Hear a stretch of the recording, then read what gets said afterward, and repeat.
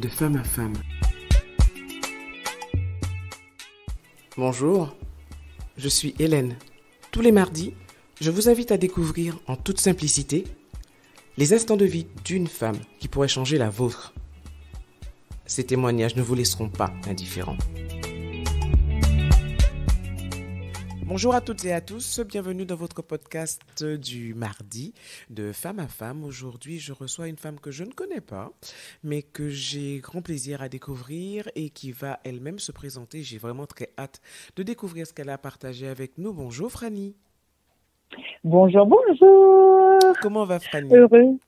Ah ben, Franny, elle est heureuse d'être invitée à ce moment de femme à femme et pressée, j'ai envie de dire, de pouvoir échanger avec une femme de valeur que j'ai de l'autre côté du fil. Waouh, mon Dieu, que de compliments.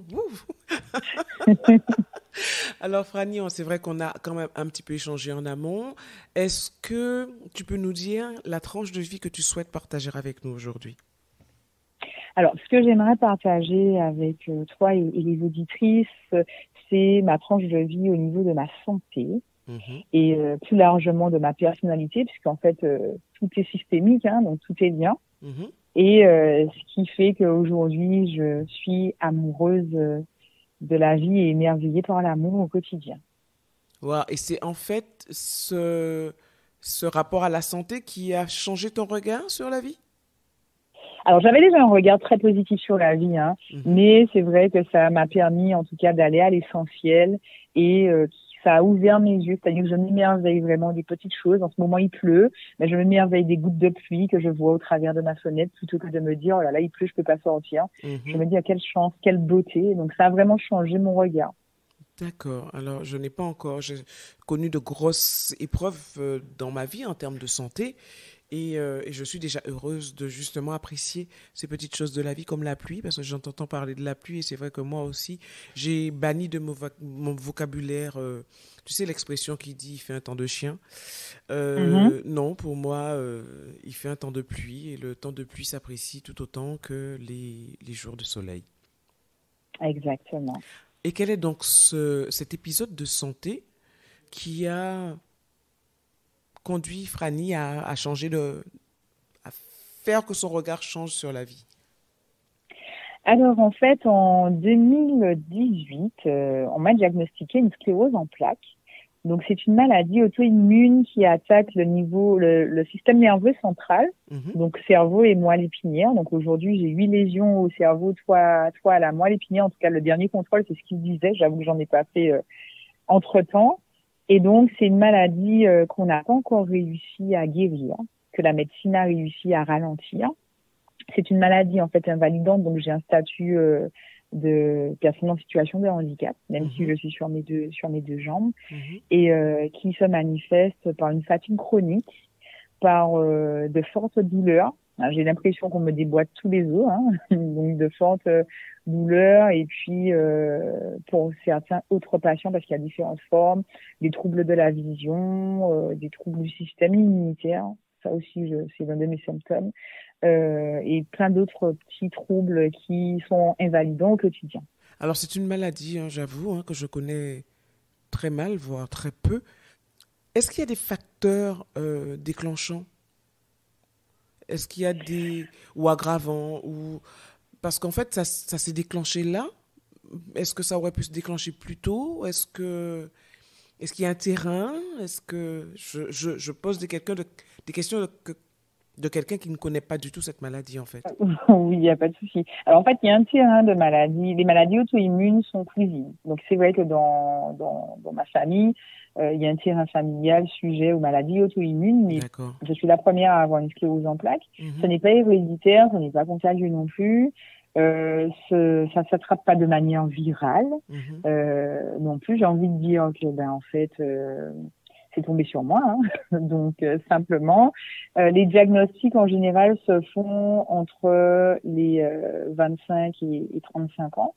D'accord. Donc c'est pour ça que moi ça a été diagnostiqué en 2019. À l'époque j'avais 28 ans. Donc voilà, mais j'avais quand même des symptômes dès mes 17 ans. Ah Sauf qu'en oui, fait, il n'y avait d'accord. pas d'investigation qui était menée. J'ai su après, en refaisant le puzzle, que c'était ça, puisqu'en fait, ma poussée violente qui a permis qu'on me diagnostique, c'est une période où j'étais effectivement fatiguée tout le temps, où j'avais des troubles du langage, troubles de la vision, troubles de la mémoire, troubles du système immunitaire et paralysie du côté gauche. Donc une paralysie, un engourdissement, Mhm. une hémiparesthésie plus techniquement du côté gauche. C'est à ce moment-là qu'on a commencé à mener des investigations avec les médecins. Mhm. Donc IRM, ponction lombaire, le diagnostic est tombé. Est tombé. Et là, ta vie a basculé.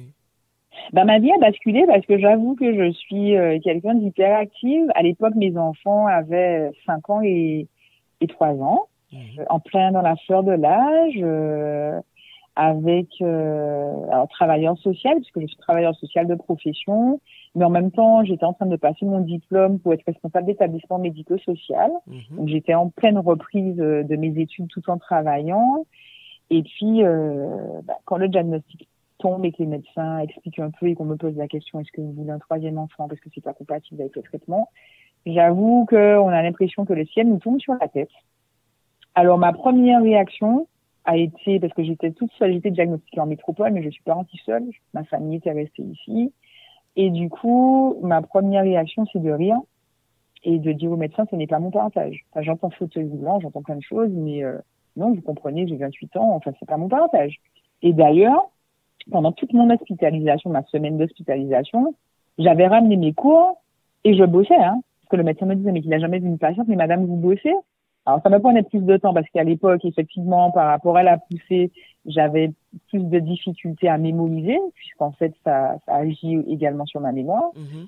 Mais je me suis dit, on est en octobre, fin octobre, début novembre, je suis sur la métropole. Décembre, j'ai un mémoire à soutenir. Ma cocotte, tu te relâches pas, hein. D'accord. Et c'est vrai que mon mental m'aide au quotidien par rapport à Et, cette maladie que j'ai acceptée, en fait, finalement, que j'ai mais en fait, accueillie. Comme je dis, c'était quand même bien d'avoir pu, quand même, même si, bon, c'est une maladie qui est invalidante, mais pouvoir mettre un nom sur tes douleurs, sur tous ces symptômes que tu avais, et tu ne savais pas ce que c'était, en fait. Je crois que tu me diras, est-ce que soulager n'est peut-être pas le mot, mais ça aide de pouvoir mettre un nom sur quelque chose. en fait, oui, ça aide parce que on n'est plus malade imaginaire, on n'est plus dans un désert médical, on peut déposer les armes Mhm. et du coup, c'est moins fatigant. Et puis après, ok, tu tapes sclérose en plaques. Moi, c'est Françoise alias Fanny. Bienvenue parce que j'ai compris qu'on va devoir cohabiter toute une vie ensemble. Par contre, c'est moi qui commande. Mhm. Tu es dans mon corps, il n'y a aucun souci. Ok, le diagnostic, on m'a expliqué. Donc, tu cohabites dans mon corps est malade, mais je ne suis pas malade, Mhm. et c'est moi qui commande. Et en fait, je lui parle à cette maladie, hein.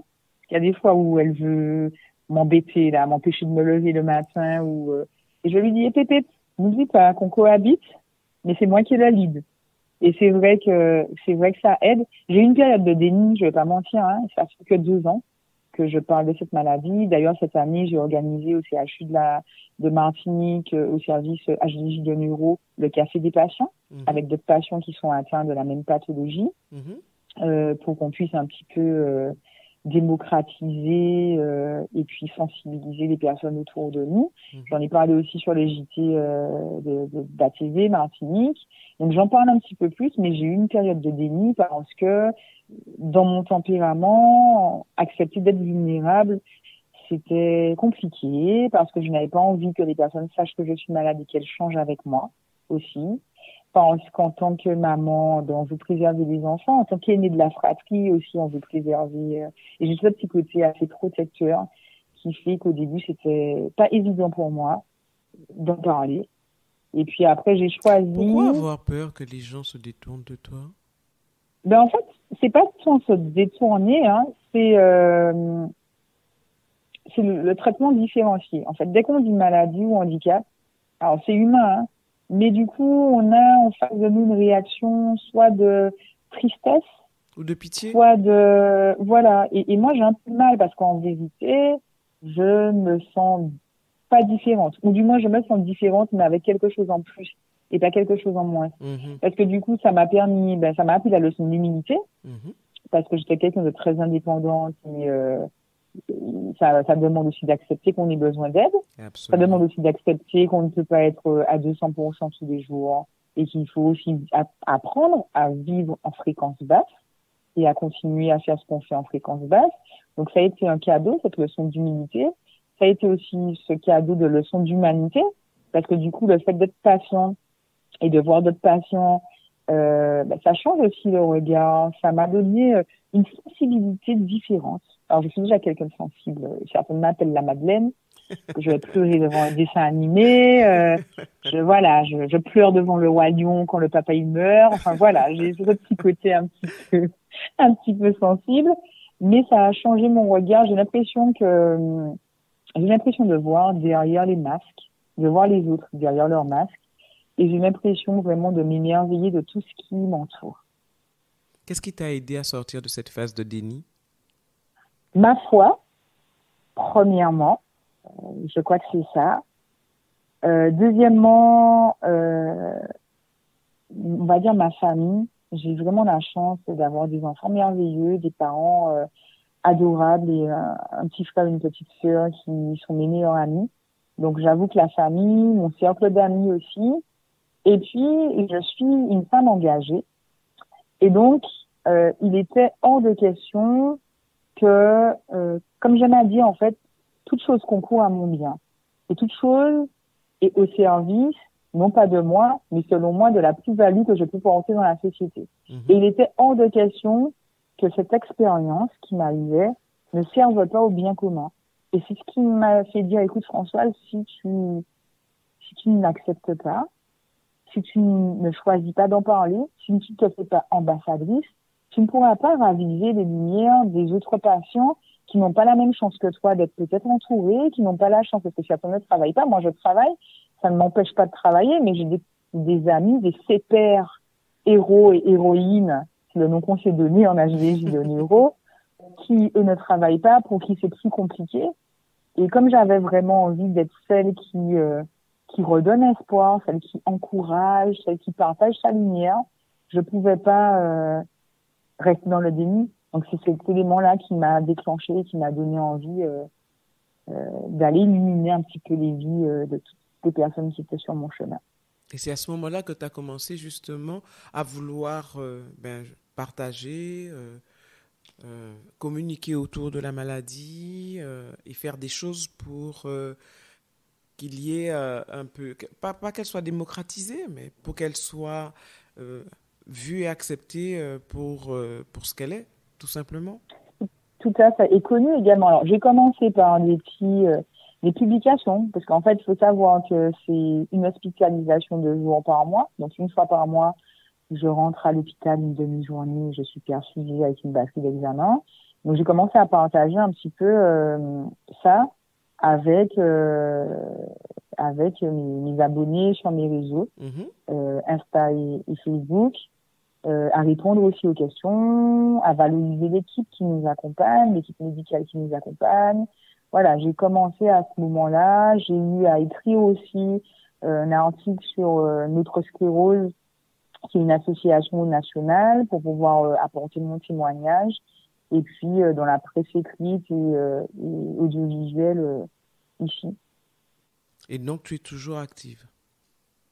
Toujours active. Bon, j'ai un petit côté hyper actif, j'avoue, que j'ai 36 000 casquettes, travailleur social, formatrice pour les futurs travailleurs sociaux, adjointe au maire de ma ville, une maman passionnée qui va dans toutes les activités de ses enfants parce qu'elle est la première fan, une amie fidèle qui se rend disponible, une grande sœur, une fille, une cousine, enfin voilà.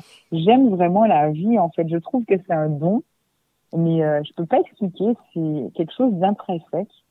J'aime la vie, j'aime les gens et je pense que je changerai pas. Est-ce que tu as déjà lié des contacts avec, je ne sais pas s'il y a des associations de personnes, de patients atteints de la sclérose en plaques au niveau de la Guadeloupe, de la Guyane, je ne sais pas s'il en existe. ou même en Martinique d'ailleurs. Alors, en Martinique, il y a une association. Donc, en fait, je suis en contact avec le président de l'association. Mhm, Au national aussi, il y en a. Sur la Martinique, sur la Guadeloupe et la Guyane, j'avoue que je ne sais pas. mhm, Mais nous avons prévu, avec le petit groupe de super-héros d'HDJ de Miro, mhm, de l'année prochaine, puisqu'il y a la journée mondiale de la sclérose en plaques, mhm. le 30 mai, et nous avons prévu l'année prochaine de faire une action de plus grande envergure et pourquoi pas de connecter avec d'autres associations pour plus de partage. Ah oui, Pour plus de absolument, ouais, partage et puis c'est bien. aussi accompagner, j'ai eu à échanger l'année dernière, j'avais organisé sur un format, mais j'avais invité en fait un membre de la famille des patients. Parce qu'aussi, il y a la vie du malade et puis il y a la vie de sa famille, enfin des Absolument, enfants, des absolument. conjoints, et c'est important de recueillir le témoignage et de rassurer. Et moi, mon message, c'est surtout, premièrement, de me battre pour le handicap invisible. Moi, quand je me gare sur une place de stationnement prioritaire, je fais 1m83, je suis valide, j'avoue que j'aime bien m'habiller. Je me fais insulter. En fait, les gens, oui, vous êtes garé sur une place, parce que je dis oui, mais vérifiez la carte. Vérifiez la carte, parce que le handicap, il n'est pas forcément visible. Eh oui, Et je la sais. fatigue Les gens chronique, font souvent c'est l'amalgame. pas, Pour eux, les places handicapées, c'est qu'on est forcément en fauteuil. c'est ça. C'est ça. Et j'ai Absolument. même eu dans un parking, un monsieur qui m'a dit, OK, vous avez votre carte de stationnement, mais vous n'êtes pas en fauteuil, pourquoi vous n'êtes pas garé plus loin? Et donc, je fais de la pédagogie. Alors, heureusement qu'avec le poids des années, j'ai gagné en sagesse. Donc, tu as pu Donc, expliquer posément et calmement, monsieur. c'est ça. Voilà, je lui ai expliqué posément et calmement qu'est-ce que c'était cette pathologie-là, que la fatigue chronique pouvait m'empêcher des fois, mais oui, de sortir de ma voiture pour aller jusqu'au magasin en face. C'était compliqué pour moi, effectivement, parfois, même si j'étais sur mes deux jambes. Mhm. Alors, tu parlais de l'entourage qui était important. Comment Mhm. as-tu expliqué ta maladie à tes enfants? Ils étaient jeunes à l'époque. Alors, ils étaient jeunes et puis ma puce, un soir, m'a dit, maman, j'avais pas demandé au Seigneur une maman malade. Donc, en fait, il faut accueillir. Moi, j'ai quand même de la chance, c'est qu'il y a beaucoup de communication avec les enfants et que je suis pour libérer la parole. Mhm, Donc, je trouvais plutôt positif qu'elle ose verbaliser ce qu'elle ressentait. mhm, Et après, je lui ai expliqué, premièrement rassuré, maman va pas mourir, parce que les enfants, des fois, derrière la maladie, mettent la mort. absolument. Donc, maman va pas mourir, mais c'est vrai que son corps est souffrant, que parfois, tu la vis à cet ordre de douleur, que parfois, elle sera plus fatiguée, plus fatiguée que d'habitude, donc elle ne pourra pas forcément jouer avec vous. En tout cas, elle devra adapter et que par rapport à ça, ben, une fois par mois, maman ira à l'hôpital pour qu'on puisse lui donner un médicament qui va ralentir la maladie. Donc, en fait, je dois expliquer simplement s'ils ont des questions. J'ai fait le choix aussi de les emmener avec moi une fois. Bon, ils étaient un petit peu plus grands, pas la première année, Mhm, mais l'année qui a suivi, qui voient aussi, parce que maman va à l'hôpital, on ne sait pas, est-ce que maman est couchée, est-ce que c'est comme à la télé? Donc, en fait, je les ai emmenés pour qu'ils puissent voir, qu'ils puissent assister. Et du coup, comme je ne dis plus, je vais à l'hôpital, je dis, ben, j'ai rendez-vous dans mon 4 étoiles en all inclusive parce qu'il faut rendre le truc sexy. Donc en fait, voilà, c'est des petites choses que j'ai mis en place pour pouvoir rendre la chose fun. Quand j'arrive à l'hôpital et que l'aide-soignante me demande qu'est-ce que je fais faire au petit-déj, mais je lui fais la même réponse systématiquement. Des œufs, du bacon et des toasts. Je sais personnellement que je vais un yaourt ou une compote avec des tartines, mais ça n'est pas grave. Ce n'est pas grave et voilà. Et quand j'arrive, je me dis en fait, tu y vas et tu vas ensoleiller la demi-journée le service. Donc je reste très rarement couchée, jamais en fait. Dans mon lit, je marche avec mon pied à terre, je vais saluer les autres patients, j'échange avec l'équipe. Voilà, je me dis, on est en vie. Il y a des pathologies où c'est forcément la mort ou autre chose. Nous, c'est vrai, le corps est souffrant, mais nous sommes vivants. Et tant qu'on va respirer, je me dis qu'on ne peut pas ne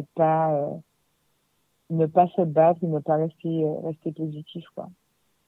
C'est magnifique. Tu es l'exemple pour des mamans qui éventuellement pourraient être confrontés à cette pathologie et de leur dire qu'on peut être maman et avoir la sclérose en plaques et vivre des moments intenses avec ses enfants et vivre normalement avec ses enfants.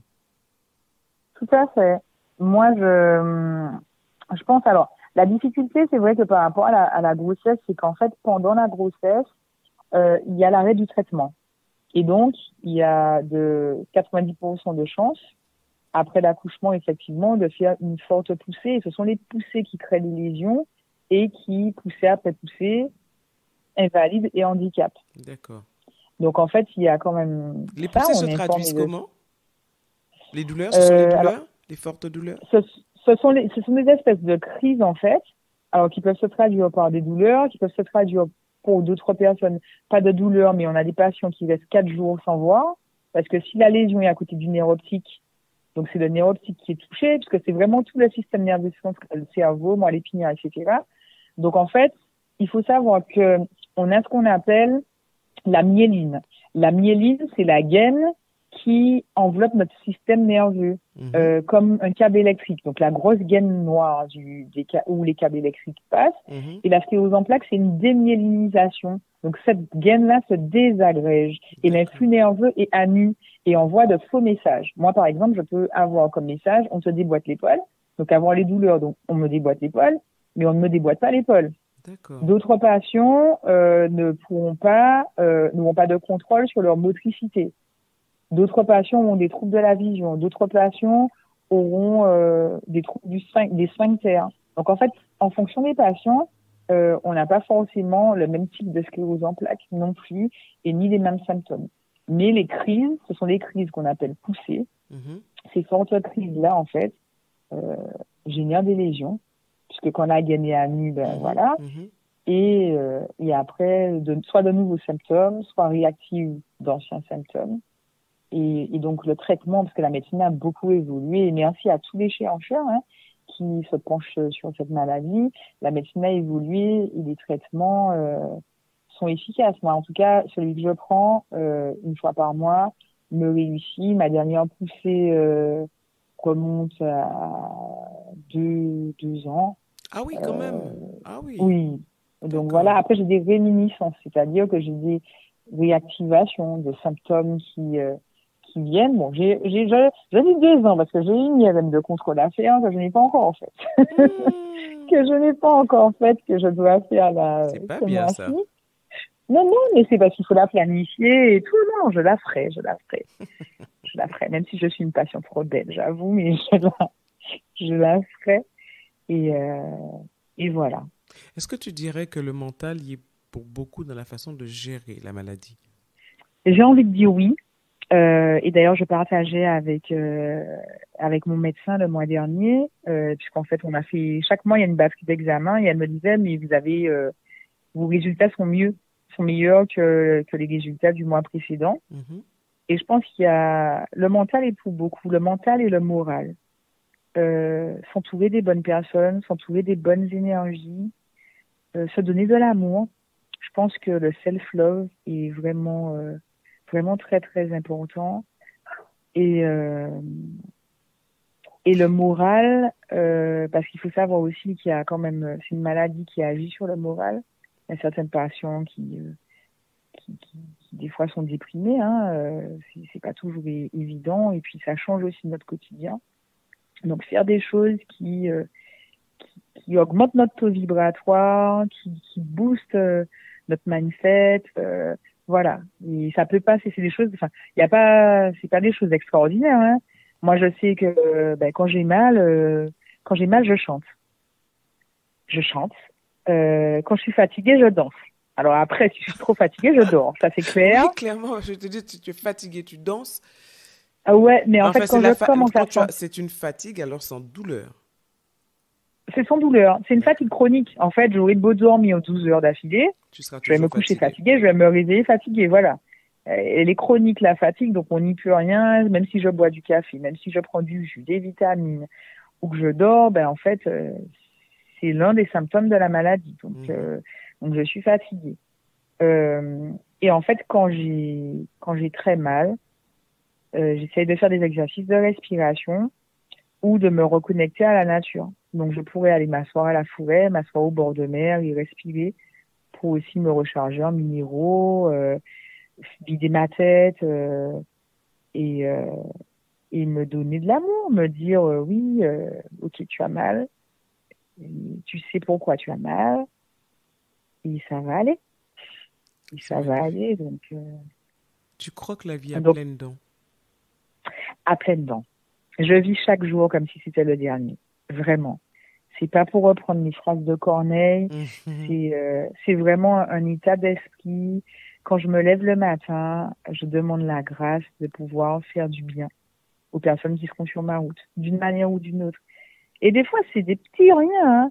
Des fois, c'est la dame qui va faire ses courses avec son enfant et qui est en galère pour mettre ses courses dans le caddie ou dans la voiture, à qui je vais faire un sourire et je vais dire, est-ce que je peux vous aider? Mhm. D'autres fois, ce sera quelqu'un qui aura besoin, parce que c'est vrai que de par mon travail, je suis dans une relation d'aide, ben, ce sera les personnes que je vais recevoir au bureau qui auront besoin d'aide dans leur démarche en matière de social. Une autre fois, ce sera ben, un enfant avec qui tu prends le temps de te dire, comment tu t'appelles, t'as quel âge, et en fait s'intéresser à l'autre. Et il y a un film qui m'a touchée, alors même si c'est de la science-fiction, c'est Avatar, Mhm. c'est le fameux Je te vois d'Avatar en fait. Oui, C'est vrai que des fois on absolument. est dans notre quotidien et puis dans le marasme de la vie quotidienne, le travail, la gestion du foyer, et on passe à côté des gens et une parole, un sourire, ça peut sauver une vie. On s'en rend pas compte. Et c'est ce que j'essaye de faire. Je n'ai rien d'autre à offrir que ma personnalité et mon cœur au monde. Voilà, j'aimerais offrir plus, mais en fait, c'est ce que j'ai et ça me fait plaisir, en fait, de partager avec les autres une parole d'encouragement, et un sourire et une accolade, un bisou, des fois aussi. Enfin, voilà, je suis quelqu'un de très spontané, hein. Ça m'arrive des fois de parler avec quelqu'un et de lui dire, mais est-ce que je peux vous faire un câlin? Parce que la personne va partager un témoignage et la personne me dit, ben, en fait, ça me fait du bien. Et j'ose me laisser aller à ma spontanéité, j'ose me laisser aller à mon intuition, et je trouve ça beau, en fait. Alors, ose, ose. Franny, sincèrement, je t'écoute et j'ai l'impression que tout ce que tu nous racontes, c'est juste l'histoire de l'amour universel avec le grand A.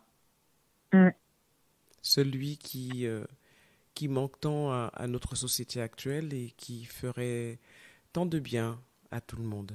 C'est vraiment l'impression que j'ai en t'écoutant. C'est que tu nous racontes l'histoire de l'amour avec un grand A. la gratitude, hein. Ben, C'est je vrai te que remercie de l'amour, nous avoir raconté cette histoire d'amour avec toi. Et je retiens cet échange, cette discussion que tu as en permanence avec ta maladie. Mm, Et ben ouais, elle est là, quoi. Mais c'est toi qui contrôles. exact. Tu es une belle lumière. Et j'espère Merci. sincèrement que des personnes, alors toutes les maladies sont différentes, il y a des pathologies qui sont bien plus complexes, etc. On n'est pas là pour comparer les maladies. Mais je crois que le message que tu fais passer, qui est un message de self-love, d'amour et d'aimer la vie tout simplement, ben, c'est un message universel et qui est valable pour tout, quoi. Oui, sincèrement, je pense que si si j'arrive à communiquer cet amour et cette lumière, je suis une éternelle optimiste.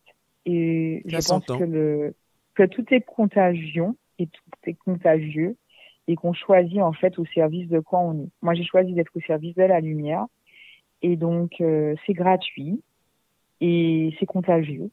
Donc, je continuerai en fait tant que j'aurai ce souffle de vie à contaminer de cette lumière et à faire naître d'autres petites étincelles, d'autres petites pépites pour qu'il y ait un égrégore d'amour, de joie, de paix et de lumière. Alors, je te souhaite de contaminer un maximum de personnes. C'est bon, je suis contaminé, hein? Parfait. Franny, je vais te dire vraiment merci. En général, je termine en demandant quel est est-ce que si tu avais un message à passer aux femmes, quel serait-il? Mais j'ai eu l'impression que tu as donné tellement de messages, à moins que tu en aies un dernier que tu voudrais faire passer. Dis-moi. J'ai envie de leur dire, aimez-vous, mesdames, aimez-vous, mes sœurs, vous avez de la valeur. Super. Merci. Merci beaucoup, Franny. Alors, je sais, tu es une hyperactive, tu as fait beaucoup de choses, donc trouver un petit moment dans ton emploi du temps, ça n'a pas été simple. Et en cela, vraiment, je t'en suis profondément reconnaissante. Merci à toi, c'est un agréable moment. Sincèrement, je n'ai aucun regret, au contraire. Merci à toi, en tout cas, je te dis à très bientôt À bientôt. et prends soin de toi. Merci, toi aussi. Bye bye.